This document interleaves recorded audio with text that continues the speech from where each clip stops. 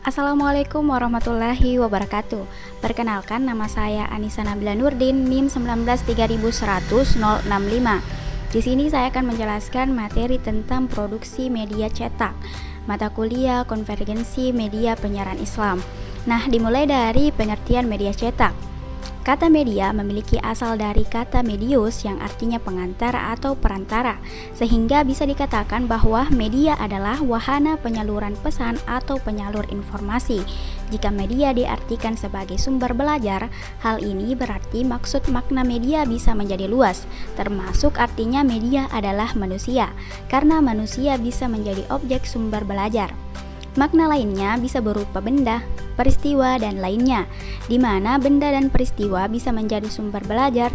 Di dalam bahasa Arab, media adalah perantara atau pengantar pesan dari pengirim kepada penerima pesan. Untuk pengertian yang lebih khusus, media adalah guru, buku, paket, dan lingkungan sekolah. Nah, pengertian media cetak ini umumnya dipahami secara khusus yang ditangkap ketika disebutkan media cetak adalah koran, buku, majalah, dan sebagainya.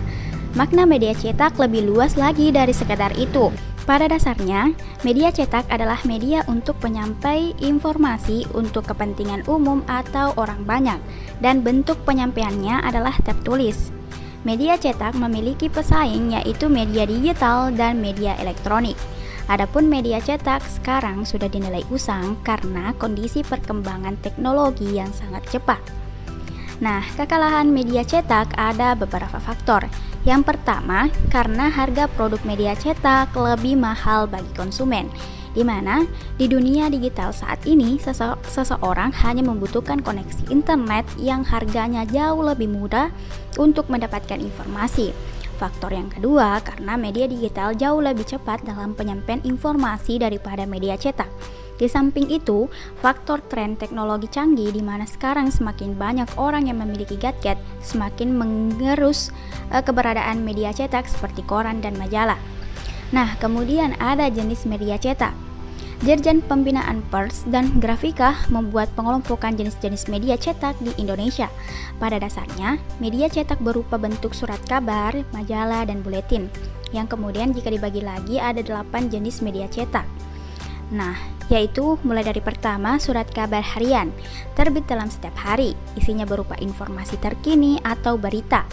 Nah, surat kabar harian ini sering disebut koran. Cara penulisannya apa adanya, atau bisa dikatakan ala kadarnya. Kemudian yang kedua itu surat kabar mingguan. Umumnya dikenal dengan nama tabloid. Bentuk isinya berupa berita hiburan atau liputan mendalam. Nah, kemudian yang ketiga, majalah mingguan yang terbit sekali dalam seminggu. Isinya berupa liputan yang mendalam atau tentang suatu peristiwa. Kemudian yang keempat, majalah tengah bulanan, terbit 2 kali dalam sebulan. Kemudian yang kelima, majalah bulanan, terbit 1 kali dalam sebulan. Isinya berupa berita atau informasi yang diperoleh dari hasil penelitian. Kemudian yang keenam, majalah dwibulan, terbit sekali dalam 2 bulan. Umumnya isinya berupa informasi tentang laporan dari hasil aktivitas sesuatu. Kemudian yang ketujuh, majalah tribulan, terbit setiap 3 bulan sekali. Kemudian 8, buletin, merupakan media cetak yang dibuat untuk kelompok atau kalangan tertentu. Luar lingkupnya terbatas. Nah, kemudian perkembangan media informasi di Indonesia di masa sekarang ini tidak seperti dulu, di mana sekarang dapat dikatakan orang-orang membutuhkan media informasi layaknya seperti kebutuhan primer atau pokok. Hal ini terjadi karena pesatnya kemajuan teknologi di masa sekarang, sehingga informasi yang dengan berbagai jenis merupakan sebuah kebutuhan sehari-hari. Mencari berbagai informasi sangat bagus karena hal ini akan menambah pengetahuan seseorang yang menjadi luas wawasannya. Nah, di negara kita tercinta, Indonesia, kita saksikan sendiri mengalami perkembangan media yang luar biasa.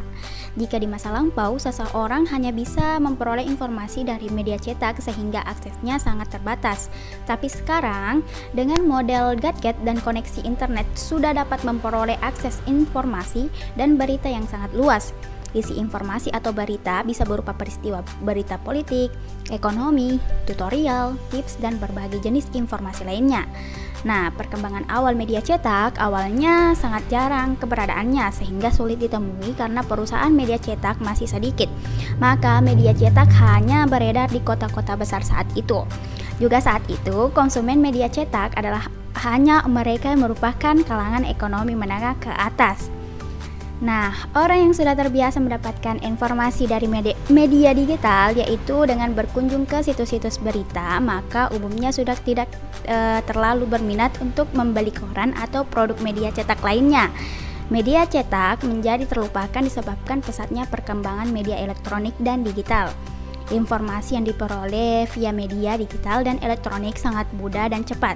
Di samping itu, sangat cepat dan up to date. Apalagi sarana pendukung dari media elektronik dan digital semakin mudah diperoleh. Nah, mungkin itu saja yang bisa sempat saya jelaskan mengenai materi tentang produksi media cetak. Sekian dari saya, lebih dan kurangnya mohon dimaafkan. Assalamualaikum warahmatullahi wabarakatuh.